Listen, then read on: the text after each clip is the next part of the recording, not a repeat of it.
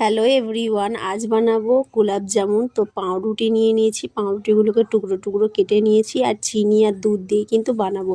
তারপরে পাউরুটিগুলোকে দিয়ে ঘি দিয়ে আর দুধ দিয়ে ভালো করে মাখতে হবে। এইভাবে আমি মেখে নিচ্ছি, দুধ দিয়ে দিয়ে মাখছি, দেখতেই পাচ্ছ তোমরা এরকমভাবেই মাখবে।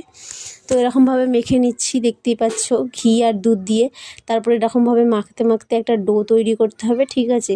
তারপরে গোলাপ জামুনগুলো কিন্তু তৈরি হবে। তারপরে একটু গুঁড়ো দুধ আর ঘি দিয়েছিলাম, তারপরে খানিকক্ষণ মেখে এরকমভাবে কিন্তু ডোটা হয়ে যাবে। দেখো এরকম হলেই কিন্তু হয়ে যাবে। এরপরে মিষ্টির আকার দিয়ে নিতে হবে। আমি এখানে লম্বা চ্যাপ্টা গোল আকার দিয়ে নিয়েছিলাম।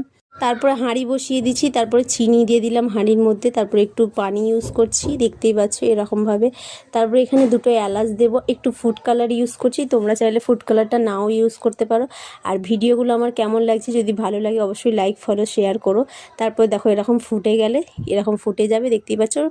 তো চিনি ছেঁড়া হয়ে গেছে, এখানে কড়া বসিয়ে দিলাম আর সাদা তেল দিয়ে দিচ্ছি। এরপর মিষ্টিগুলোকে আমি ভেজে নেব, যেগুলো করা হয়েছিল। এই দেখো এরকমভাবে দিচ্ছি সাদা তেলে, তোমরা চাইলে এটা ঘিয়েও কিন্তু ভাজতে পারো, ঠিক আছে। তারপর দেখো সাদা তেলে ভালো করে উল্টিয়ে পাল্টিয়ে ভালো করে ব্রাউন ব্রাউন কালার করে ভেজে নিতে হবে, ঠিক আছে। তোমরা চাইলে একটু এটা যদি কালো কালো ভাজো তাহলে কালো জামুন হয়ে যাবে, ঠিক আছে।